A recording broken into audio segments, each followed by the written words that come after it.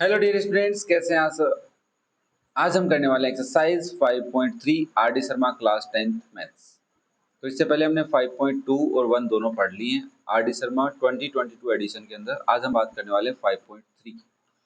सबसे पहले मैं कह रहा है for the following arithmetic progression right the first term and the common difference.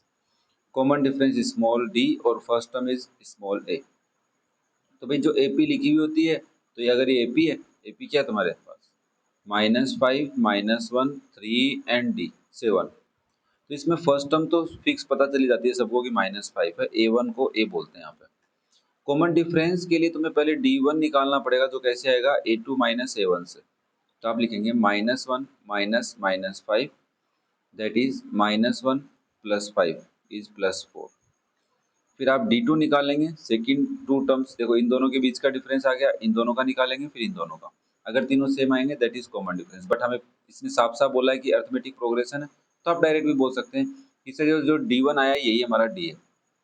क्यों भाई, क्यों क्यों D2 निकालोगे तो भी वही आएगा, क्योंकि इसने AP बोला है, तो D क्या आ जाएगा तुम्हारे पास 4 आ जाएगा। बात समझ में आई क्या? ठीक है, चलो सेकंड पार्ट देखो। बताओ इसमें A क्या है 1/5, D क्या होगा 3/5 -1/5। एलसीएम लेंगे दोनों का 5, 3 - 1 इज 2/5। कितना इजी सा क्वेश्चन है, बट चलो बेसिक कॉन्सेप्ट के लिए क्वेश्चन है तो समझ लेते हैं। थर्ड पार्ट, ए क्या है यहाँ पे 0.3 और डी क्या हो जाएगा 0.55 -0.3, और इसके आगे मैं जीरो लगा सकता हूँ क्योंकि डेसिमल से दूर कितने भी जीरो लगाओ, डेसिमल के पास में नहीं लगा सकते। तो आप यहाँ से बोलोगे दिस इज 0.25,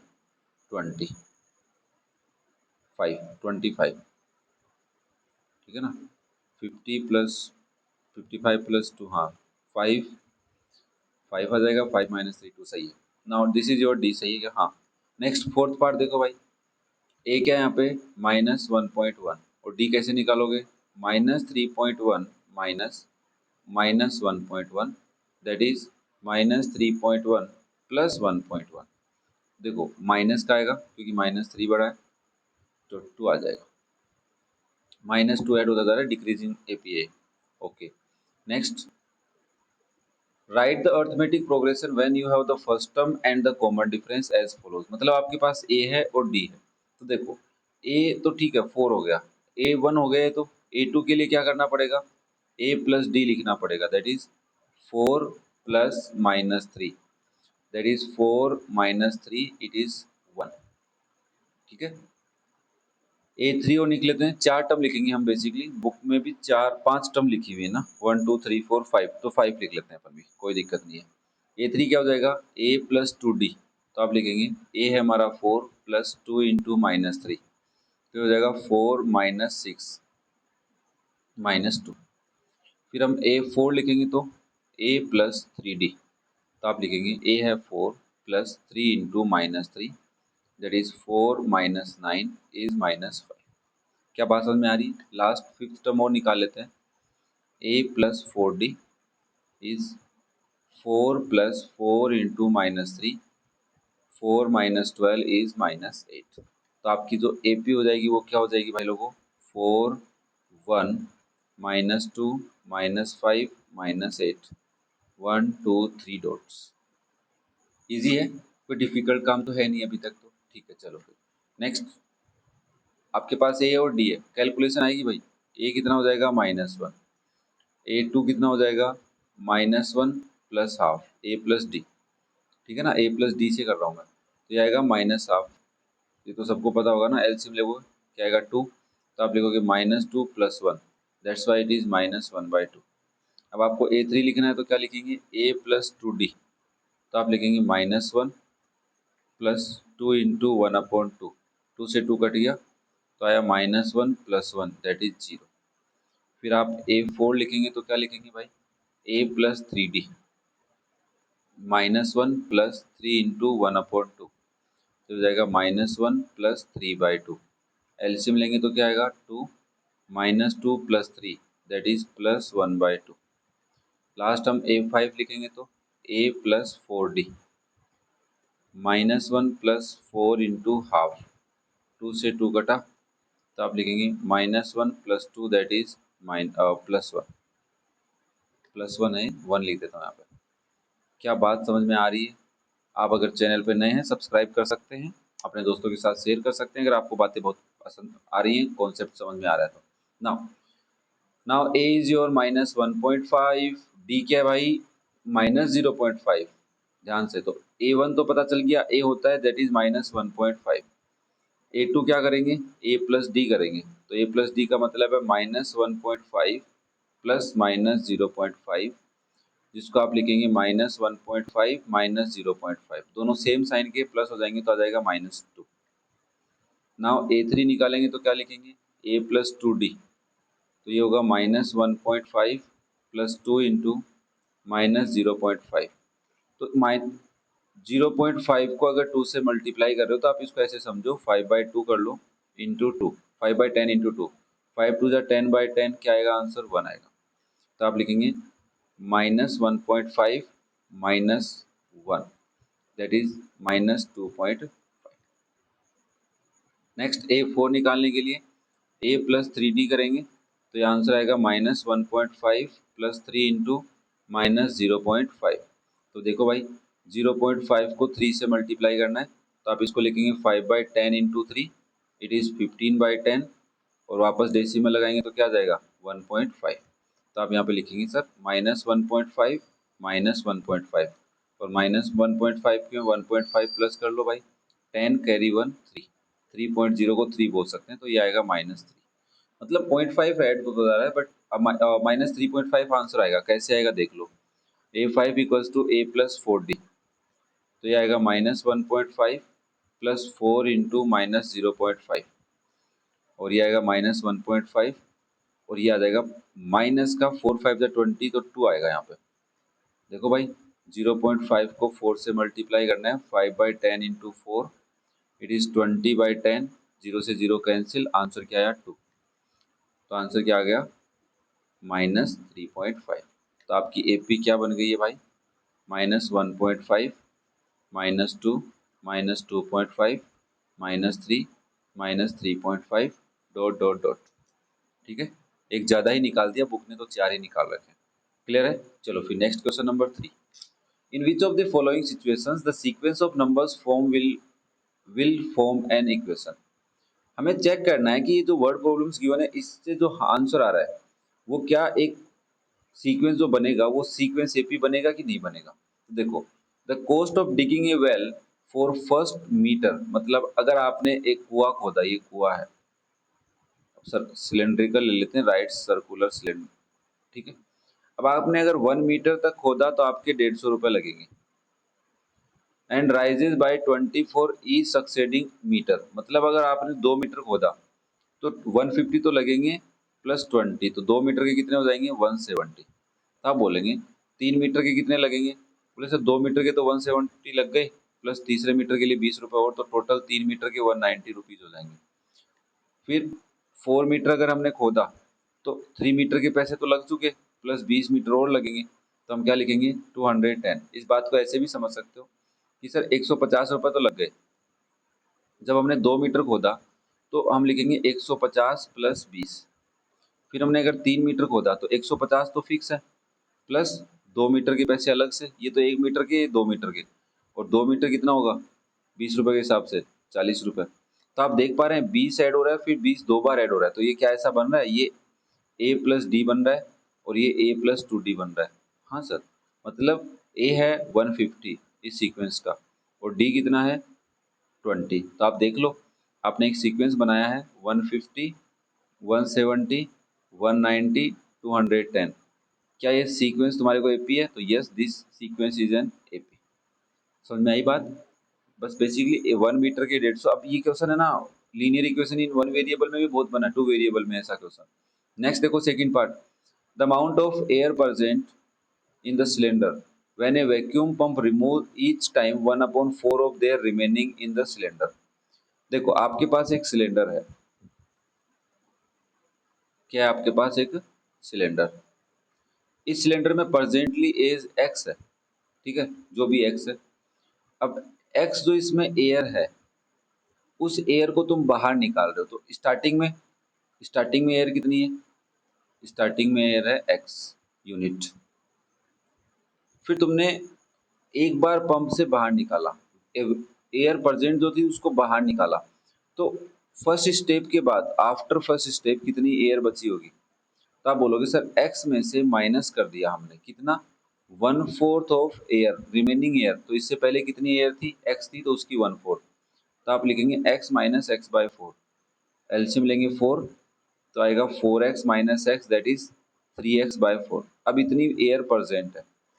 फिर हमने कहा सेकंड स्टेप में क्या है भाई, बोले सर जब दूसरी बार तुमने एयर वापस निकाली तो क्या हुआ, जो एयर प्रेजेंट थी, तो एयर प्रेजेंट कितनी है 3x/4, इसमें से माइनस हो गई कितनी, 1/4 of the present air that is 3x/4। मतलब दूसरी बार जब एयर निकाली ना, तो पहली बार में एयर निकालने के बाद कितनी बची थी, तो 3x/4 बची हुई थी। तो इस एयर में से माइनस होगा कितनी, इसी एयर का 1/4 बाहर आ गया। तो इसको सोल्व करोगे तो क्या आएगा, 3x/4 माइनस 3x/16, एलसीएम क्या आएगा बच्चा 16। तो आप लिखेंगे 12x minus 3x that is 9x/16। तो ये सेकंड स्टेप के बाद एक बार थर्ड स्टेप का भी और निकाल लेता हूँ। तो थर्ड स्टेप में कितनी बोलोगे, सर सेकंड स्टेप में जितनी थी वो, तो मैंने कहा सेकंड स्टेप में इतनी बची हुई है अभी सिलेंडर में, उसमें से माइनस क्या कर देंगे, जो 1/4 निकाली है, कितनी निकाली, किसकी 1/4 निकाली, जो प्रेजेंट है उसकी, तो 9x/16। तो अब ये तो 9x/16 माइनस 9x/16 4 जा 64। तो अभी एलसीएम क्या आएगा 64, 16 का डिवाइड 4 टाइम तो 36x माइनस 9x। तो ये आया 6 और 3 27x/16। अब देखो आपके पास एक सीक्वेंस बन रहा है, पहले एयर इतनी थी, दूसरी कंडीशन में एयर इतनी थी, तीसरी कंडीशन में एयर इतनी थी, और चौथी कंडीशन में एयर इतनी थी।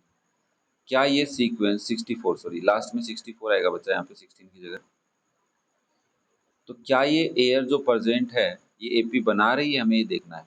तो हमने कहा D1 और D2 निकाल के देख लेते हैं, ठीक है, फिर D3 निकाल के देख लेंगे। तो मैंने क्या किया, D1 निकालने की कोशिश की। तो D1 क्या होगा मेरा 3x/4 माइनस एक्स, तो एलसीएम लिया तो क्या आया 4, तो 3x minus 4x that is x/4। Clear है यहाँ तक। अब आपने D2 निकाला, D2 क्या आएगा 9x/16 माइनस 3x/4, तो आपने एलसीएम लिया 16, 9x माइनस 12x, तो ये कितना आया माइनस 3x/16। देख लो भाई 9 माइनस 12 माइनस 3 होता है। तो आपने कहा sir D1 is not equal to D2, जब किसी भी सीक्वेंस में कॉमन डिफरेंस इक्वल नहीं होता तो वो क्या नहीं बनाते, एपी नहीं बनाते। तो this sequence is not an AP, क्योंकि इसमें फिक्स नंबर रिमूव नहीं हो रहा, हर बार नंबर जो रिमूव कर रहे हो ना वो डिफरेंट आ रहा है।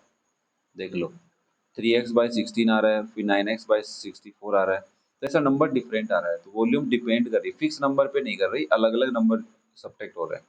ठीक है, now next, Divya deposit 1000 at the compound interest. तो आपको भी पता है कि सर कंपाउंड इंटरेस्ट हर साल चेंज होता रहता है ना, बट कंपाउंड इंटरेस्ट हर साल बढ़ता रहता है, फिक्स नहीं होता। सिंपल इंटरेस्ट का क्वेश्चन होता तब तो बनाता है एपी, फिर भी सोच लेते हैं। प्रिंसिपल कितना है भाई साहब 1000 रुपीज, रेट कितनी है हमारे पास 10%। तो अमाउंट आफ्टर 1 ईयर, देखो amount at the end of first year, तो फॉर्मूला क्या बनेगा, P bracket 1 plus r/100 to the power n। तो आप लिखेंगे 1000 1 plus 10/100 to the power 1 that is 1000, bracket में आएगा 1 प्लस 1/10, पावर 1 लिखने की जरूरत नहीं है। तो 1000 10 प्लस 1/10 एलसीएम लिया हमने, तो ये आएगा 1000 इंटू 11/10, जीरो से जीरो कैंसिल, तो ये आ गया 1100 rupees, 100 into 11 amount after second year, तो आप लिखेंगे P 1 plus r/100 to the power 2, N की जगह क्या रखते हैं 2, तो आप लिखेंगे 1000 1 प्लस 10/100 टू द पावर 2। अभी इस ब्रैकेट को मैंने सोल्व किया था, तो आप लिखेंगे 1000 इंटू 11/10 टू द पावर 2, तो ये आएगा 1000 और 121/100, तो 20 से 20 कैंसिल, तो आंसर क्या आया 10 into 121 that is 1210। Okay, last third year का और निकाल लेते हैं। तो P bracket 1 plus R upon 100 to the power 3 1000 1 plus, ये तो एनसीईआरटी का क्वेश्चन ही भी वैसे, ठीक है ना। तो 11 by sorry 10 by 100 to the power 3, तो आप लिखेंगे 1000 इंटू 11/10 टू द पावर 3, और 11 का क्यूब कितना होता है भाई साहब, 121 इंटू 11, 131 आता है कुछ, 121 इंटू 11 1331, सही है बात। तो 1000 इंटू 1331 डिवाइड बाय 1000, 1000 से 1000 कैंसिल, क्या है 1331। अब आपके पास जो सीक्वेंस बना है वो क्या है, पहले साल का अमाउंट है 1100, दूसरे साल का अमाउंट 1210, तीसरे साल का अमाउंट 1331। ये अमाउंट का मतलब यहाँ पे तुमने 1000 रुपये किसी को दिए हैं 10% रेट पे, तो एक साल बाद वो तुम्हारे को इतने रुपए देता। अगर तुम उसी को वो पैसे 2 साल बाद देते तो 2 साल तक देते तो 2 साल बाद इतने रुपए देता। अगर वही पैसे तुमने 3 साल के लिए दिए होते तो 3 साल बाद इतने रुपए देता। अब मुझे बताओ, अगर मैं D1 निकालूँ तो क्या आएगा, 1210 माइनस 1100। तो अगर मैं 1210 में से 1100 माइनस करता हूँ तो 110 रुपीज़ आता है। बट अगर मैं D2 पता करता हूँ तो आएगा 1331 माइनस 1210, और ये सेम नहीं आएगा, फिक्स बात, ये तो फिक्स ही है, ये कॉमन सेंस का क्वेश्चन बन गया। बट हमें तो सोल्व करना था 1331 माइनस 11210, तो 121 रुपीज़ आ रहा है। क्या तुम्हें लग रहा है D1 is equal to D2? So D1 is not equal to D2, तो this is not an AP, not an AP। समझ में आया क्या आंसर यही है, yes, does not form an AP, सही बात है। नेक्स्ट देखो भाई, question number 4, find the common difference and write the next 4 terms of each of the following arithmetic progression. देखो फर्स्ट टर्म है, सेकंड टर्म है, थर्ड टर्म है and fourth term है। तो आपको पहले ए पता तो चली गया होगा 1 है, डी पता कर लेते हैं, तो AP तो है ही, तो second term minus first term तो आएगा -3। आप एक बार D1 की जगह D2 भी पता करके देख सकते हो भाई, -5 माइनस -2, तो आप इसको लिखते हैं -5 + 2 दैट इज -3, मतलब डी पता चल गया तुम्हारे को, डी कितना है तुम्हारा -3। अब तुम्हारे को इसकी नेक्स्ट टर्म लिखनी है, तो अब मेरे बच्चे को अगर A5 लिखनी है तो वो क्या कर सकता है, A4 + D भी कर सकता है, या फिर वो an का फॉर्मूला लगा के भी कर सकता है। तो मैं A4 + D कर लेता हूँ, A4 मेरा -8 है, उसमें मुझे प्लस करना है -3, तो ये आएगा -8 -3 दैट इज -11। फिर मुझे नेक्स्ट 4 टर्म लिखनी है तो A6 भी लिखना होगा, तो मैं लिखूंगा A5 + D, तो आप बताओगे सर -11 -3 कर लो, तो ये आएगा -14। A7 लिखना है तो A6 + D कर लो, तो हम लिखेंगे -14 -3 इज -17, और A8 पता करना है तो क्या लिखेंगे भाई, A7 + D, तो आप लिखेंगे -17 -3 दैट इज -20। तो नेक्स्ट 4 टर्म्स कौन सी हो जाएंगी, -11 -14 -17 -20, ठीक है। A -11 -14 -17 -20, इजी सा क्वेश्चन है, हमें ए भी पूछा है ना, common find the common difference D पूछा है, तो D -3 है, ठीक है। And write the next 4 terms, हमने लिख दी, ये रही नेक्स्ट 4 टर्म्स, कौन कौन सी हैं, A5 है, A6 है, A7 है, A8 है। क्या किसी को कोई दिक्कत है भाई? चलो नेक्स्ट क्वेश्चन देखो इसी का, A कितना है 0, D बताना है, तो D कैसे बताओगे, second term minus first term, तो आप बोलोगे -3 है। आपका मन अच्छा नहीं लगा आपको, तो D2 भी आपने पता करने की सोची, तो -6 माइनस -3, तो आपने लिखा -6 + 3 दैट इज ऑल्सो -3, तो आपका D कितना आ गया -3। तो कॉमन डिफरेंस तो आ गया, first term, second term, third term, fourth term, तो ये फिफ्थ निकालनी है तुम्हारे को, तो क्या लिखोगे, A4 + D, तो आप लिखेंगे -9 -3, डायरेक्ट लिख देते हैं ना अपन, तो क्या आएगा -12। फिर आपको A6 लिखना है तो आप लिखोगे A5 + D, तो मैंने कहा -12 -3 लिख देते हैं, -15 हो जाएगा। फिर हमारे को A7 लिखना है तो क्या लिखेंगे, A6 + D that is -15 -3 it is -18। फिर हमें S8 भी लिखना है तो क्या लिखेंगे, -18 -3 दैट इज -21। तो आपकी नेक्स्ट 4 टर्म्स क्या हो जाएंगी, -12 -15 -18 एंड -21। आंसर चेक कर लेता हूँ, -12 -15 -18 -21। उम्मीद करता हूँ समझ में आ रहा होगा, किसी को ऊपर से तो नहीं जा रहा होगा बेसिकली। और तुमसे रिक्वेस्ट यही है कि अगर आप चैनल पे नए हैं और आपको कंटेंट अच्छा लग रहा है तो अपने दोस्तों के साथ शेयर करना मत भूल जाना, ठीक है। चलो फिर नेक्स्ट देखो भाई क्वेश्चन नंबर, और इसी का थर्ड पार्ट भी देखते हैं। ए हमारे पास -1 है, डी क्या हो जाएगा 1/4 माइनस माइनस वन, तो इट इज 1/4 प्लस वन। तो आप एलसीएम लेंगे 4 आएगा, 1 प्लस 4 कितना हो जाएगा 5/4। मेरे हिसाब से डी यही होगा अपना, 5/4 ही आएगा। अब आपको 3 टर्म्स दे रखी हैं, फोर्थ टर्म निकालनी है, तो आप फोर्थ टर्म के लिए क्या लिखेंगे थर्ड टर्म प्लस डी। तो थर्ड टर्म क्या आपकी 3/2, उसमें क्या ऐड करना है 5/4, तो एलसीएम क्या आएगा 4। तो 3 2 जा 6 प्लस 5 इट इज 11/4। फिर आपको A5 पता करना है, तो आप क्या लिखेंगे 11/4 प्लस 5/4, एलसीएम 4 ही रहने वाला है, तो 11 प्लस 5 16/4, और 4 से कैंसिल भी हो रहा है तो 4 लिख दो, ठीक है ना। क्या आएगा 4, 16/4 भी आंसर देख रहा है। सिक्स टर्म के लिए फिफ्थ टर्म तो मैं 16/4 ही लिख लेता हूँ इसको, ठीक है ना, एडिशन करने में आसानी रहेगी। प्लस 5/4, तो एलसीएम तो 4 ही रहेगा, 16 प्लस 5 21/4। फिर आपको A7 भी पता करना है, तो आप लिखेंगे 21/4 प्लस 5/4, इट इज 21 प्लस 5/4 26/4। कोई बच्चा अगर इसको शॉर्ट फॉर्म में सिंपलेस्ट फॉर्म में 13/2 भी लिख सकता है, ठीक है। तो 26/4 ही गिवन है। तो आपकी जो नेक्स्ट 4 टर्म्स है वो क्या क्या आई है 11/4 आई है, 16/4 आई है, 21/4 और 26/4। मन कर रहा होगा ना नेक्स्ट टर्म भी निकाल के दे दें इसको, बट रुको भाई, कंट्रोल उदय कंट्रोल।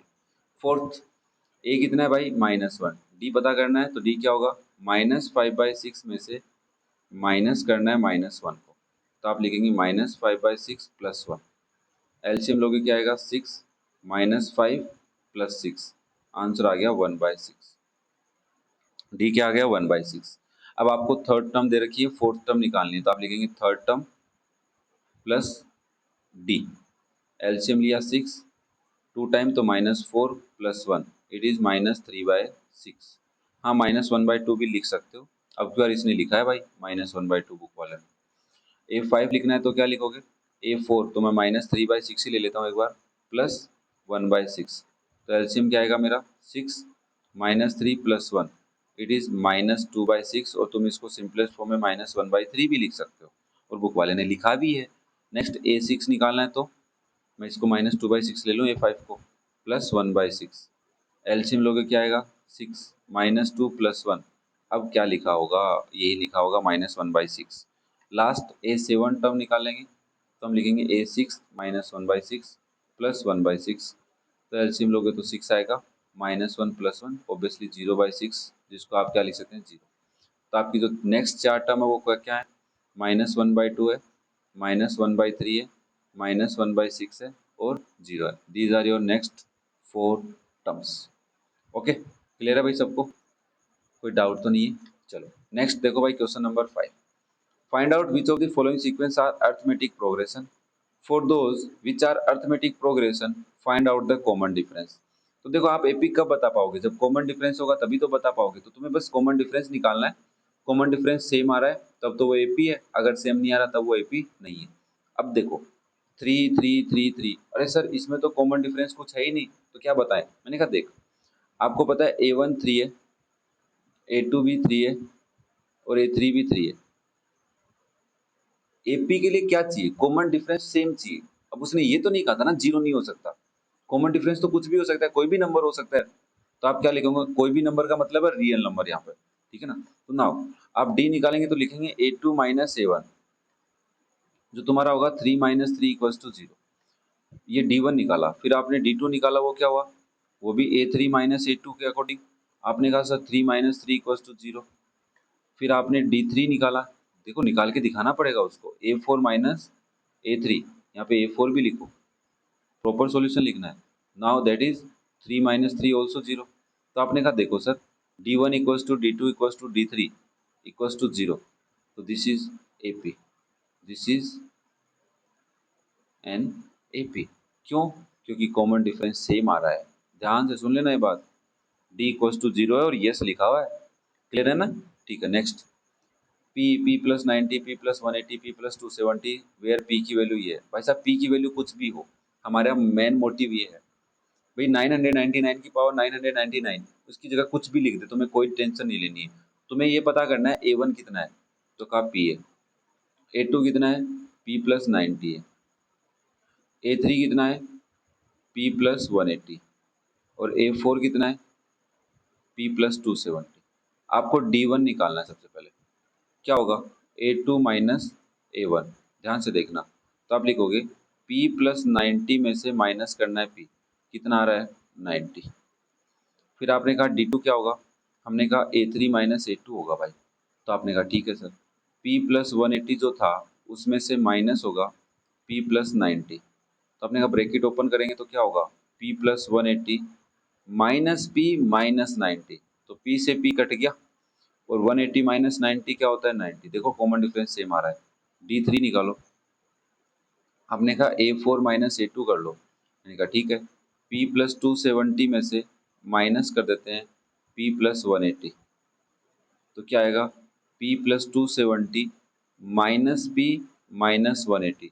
वापस P से P कट गया, और 270 माइनस 180 कितना होता है 90 होता है। तो आप कहोगे देखो इस कंडीशन में D1 D2 और D3 इक्वल आए हैं, जो 90 के इक्वल है। तो yes, this is an AP,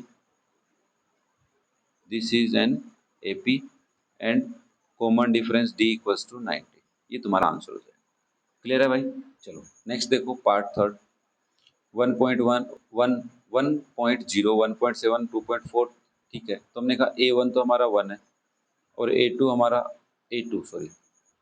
A2 हमारा 1.7 है, A3 हमारा 2.4 है, और A4 हमारा 3.1 है। तो हम सबसे पहले D1 निकालेंगे, जो आएगा A2 minus A1 is 1.7 minus 1 is 0.7। फिर हम D2 निकालेंगे, वो आएगा A3 माइनस A2 से। तो हम लिखेंगे 2.4 में से 1.7 माइनस करना है। तो जिसको नहीं आता उसके लिए देखो, 2.7 में से 1.7 2.4 में से माइनस, तो यहाँ से कैरी जाएगी, ये 14 हो जाएगा। 14 माइनस 7 इज 7, ये 1 बन जाएगा। 1 माइनस 1 0, तो 0.7 ही आ रहा है। फिर आप D3 निकालेंगे तो A4 माइनस A3 करेंगे। 3.1 माइनस 2.4, 11 माइनस 4 इज 7, और 2 माइनस 2 इज 0। तो आपको पता चल गया D1 equals to D2 equals to D3 आया है, जो कितना आया है 0.7 आया है। तो यस, ये एक AP है, और कॉमन डिफरेंस है 0.7। ओके, सही आ रहा है। चलो नेक्स्ट फोर्थ पार्ट देखो। आप सबसे पहले बोलेंगे A1 है -225, A2 है हमारे पास -425, A3 हमारे पास है -625, और A4 है हमारे पास -825। तो हमारे को D1 निकालना है, तो हम A2 माइनस A1 लिखेंगे सर। -425 में से माइनस करेंगे -225, तो ये हो जाएगा -425 प्लस 225। तो आंसर आ रहा है -200। फिर आप D2 निकालेंगे तो A3 माइनस A2 लिखेंगे भाई। आप लिखेंगे -625, फिर प्लस 425 लिख देंगे। मैंने ये स्टेप नहीं लिखी, डायरेक्ट बता रहा हूँ। तो ये आएगा, ये भी 200 आ रहा है, वो भी माइनस का। फिर आप D3 निकालेंगे बच्चा, तो A4 माइनस A3 लिखेंगे। तो आप क्या लिखेंगे, -825 प्लस 625, ये भी कितना आ रहा है -200। तो यस, ये एक AP है सर, और इसका कॉमन डिफरेंस -200।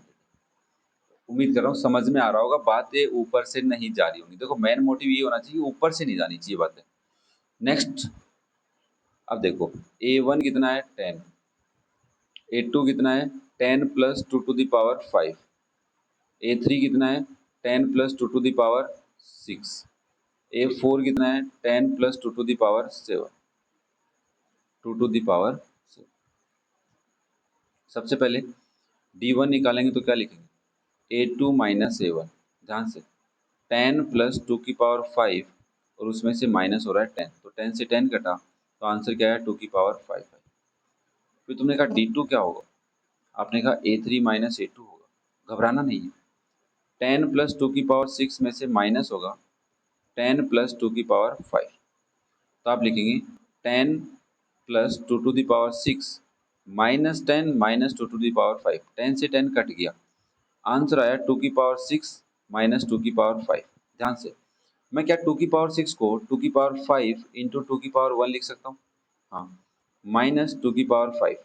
और अगर इन दोनों में से टू की पावर 5 कॉमन ले लें तो टू की पावर 1 माइनस 1 बचेगा, और इसको आप लिखोगे टू की पावर 5 2 माइनस 1। तो आंसर क्या आ गया? 1 इंटू टू की पावर 5, टू की पावर 5 ही आ रहा है सर। क्या आ रहा है? टू की पावर 5। ध्यान से कैलकुलेशन समझना। अगर मैं D3 निकालता हूँ तो मैं क्या लिखूंगा? A4 minus A3। तो आप लिखेंगे A4 तो है 10 प्लस टू की पावर 7 माइनस 10 प्लस टू की पावर 6। तो आप लिखोगे 10 प्लस टू की पावर 7 माइनस 10 माइनस टू की पावर 6। 10 से 10 कट गया, टू की पावर 7 माइनस टू की पावर 6 है। और मैं टू की पावर 7 को क्या लिखता हूँ? टू की पावर 6 इंटू टू की पावर 1। मल्टीप्लाई में पावर ऐड हो जाती है तो बेस सेम होते हैं, तो देख लो वापस 6 प्लस 1 7 ही होगा। अब क्या कॉमन लोगे? टू की पावर 6 कॉमन ले लोगे तो क्या आएगा? टू की पावर 1 माइनस 1। और आप लिखोगे टू की पावर 6 इंटू टू माइनस 1, और दैट इज टू की पावर 6 इंटू और टू की पावर 6। क्या तुम्हें लग रहा है कॉमन डिफरेंस सेम है? No sir, D1 equals to D2 but not equals to D3। इसका मतलब no, this is not an AP, और एपी नहीं है तो कॉमन डिफरेंस भी नहीं बता सकते।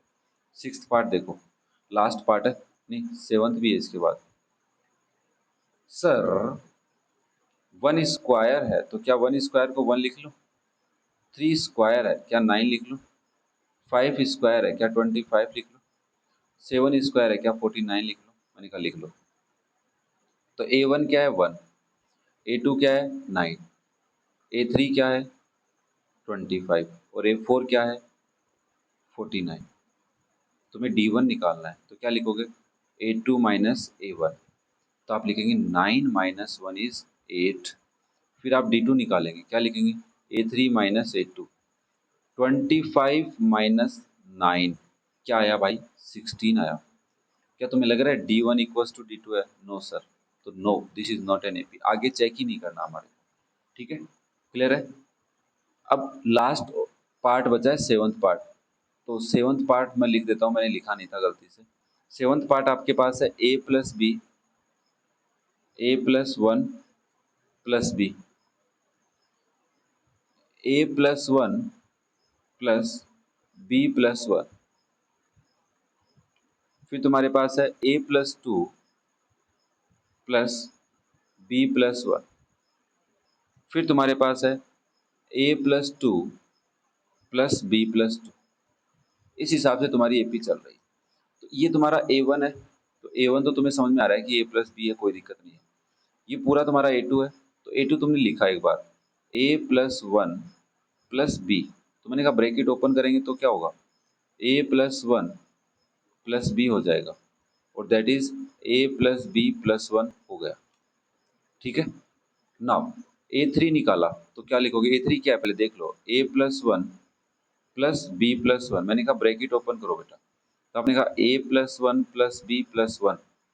तो आपने कहा ये हो गया sir A plus B plus 2 हो गया। मैंने कहा ठीक है। A4 क्या हो जाएगा? ये A3 था, ये A4 है। A plus 2 plus B plus 1। तो आप इसको ऐसे लिखोगे, A plus 2 plus B plus 1। तो ये हो जाएगा A प्लस बी प्लस 3। ठीक है ना? और अब आपको A5 निकालना है, तो ये रहा आपका A5। A plus 2 plus B plus 2। तो आप इसको लिखोगे A plus 2 plus B plus 2। तो मैं क्या इसको A प्लस बी प्लस 4 लिख सकता हूँ बच्चा? ठीक है, तो ये आपके पास A1 A2 A3 simplest form में आ गए।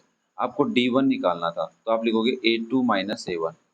तो मैंने कहा A प्लस बी प्लस 1, इसमें से माइनस करना है A प्लस बी को। तो क्या मैं ऐसे लिख सकता हूँ A plus B plus 1 minus A minus B. तो ए से ए कटा, बी से बी कटा, आंसर क्या आया? 1। ध्यान से देखना, D2 के लिए क्या लिखोगे? A3 minus A2। तो A3 क्या है? A3 है A प्लस बी प्लस 2, उसमें से माइनस करना है A2 A plus B plus 1। Bracket open करो, A plus B plus 2 minus A minus B minus 1। तीनों के साइन चेंज हो गए, ए बी तो कट गए। 2 माइनस 1 कितना होता है? 1। सर 1 ही आ रहा है। मैंने कहा ठीक है, एक बार D3 और पता कर लो क्या होगा। A4 minus A3। तो आप लिखते A प्लस बी प्लस 3 में से माइनस होगा ए प्लस बी प्लस टू, यहाँ से देख लिया मैंने, वहाँ जाने की जरूरत ही नहीं थी, ठीक है ना। नाउ साइन चेंज कर दो, A plus B plus three, bracket open कर लो, मतलब minus A minus B minus two, answer 1 आ रहा है। ए बी तो कट रहे हैं, 3 माइनस टू कितना होता है 1। चलो D4 भी निकाल लेते हैं। नहीं तुम कहोगे सर हमें बताया नहीं, मैंने कहा A5 minus A4, A plus B plus four minus A plus B plus three, तो sign bracket open, A plus B plus four minus A minus B minus three, देखो ए बी कटा और 4 - 3 = 1, तो आप बोलेंगे देखो भाई D1 equals to D2 equals to D3 equals to D4 किसके इक्वल आ रहा है, सेम 1 के इक्वल आ रहा है, तो यस ये एक एपी है और जिसका कॉमन डिफरेंस कितना है 1 है। ये एक एपी है और जिसका कॉमन डिफरेंस कितना है 1 है। क्लियर है भाई सबको। लास्ट एंड क्वेश्चन नंबर 6 देख लो। Prove that no matter what the real number a and b are, the sequence with nth term is a plus nb is always an ap। ये ऐसे कहना चाह रहा है कि आपके पास एक nth टर्म है जो a प्लस एन बी है, आप a और b की जगह कुछ भी ले लो, है ना, तो आपके पास ये सीक्वेंस, जो भी सीक्वेंस इससे बनेगा, जो भी सीक्वेंस, वो सीक्वेंस एक एपी बनेगा। तो कोई भी रियल नंबर एज्यूम कर लेते हैं कि सर a बनेगा हमारे पास, मान लेते हैं 2, और b बनेगा हमारे पास 1, नंबर छोटे से लेते ना। चलो तुम्हारा मन कर रहा है तो मैं √2 ले लेता हूँ, खुश अब तो आप सबसे पहले A1 लिखोगे तो क्या लिखोगे इसके अकॉर्डिंग देखो, a प्लस 1 इंटू बी, तो मैंने कहा A2 है, b √2 है, तो 2 प्लस √2 आ गया। फिर आपने कहा A2 क्या होगा, तो मैंने कहा A2 होगा इसके according a plus 2 into B, तो आपने कहा ठीक है 2 प्लस 2 इंटू √2, तो हो जाएगा 2 प्लस 2 √2, मैंने कहा ठीक है। फिर तुमने कहा A3 और निकाल दो सर, मैंने कहा ठीक है भाई, a प्लस 3 इंटू बी हो जाएगा ना, n की जगह 3 रखा तो, हाँ, तो a प्लस 3, सॉरी a की जगह √2 रख देता हूँ मैं, 2 √2 नहीं 2, 2 ब्रैकेट √2, तो क्या आया 2 प्लस 3 √2।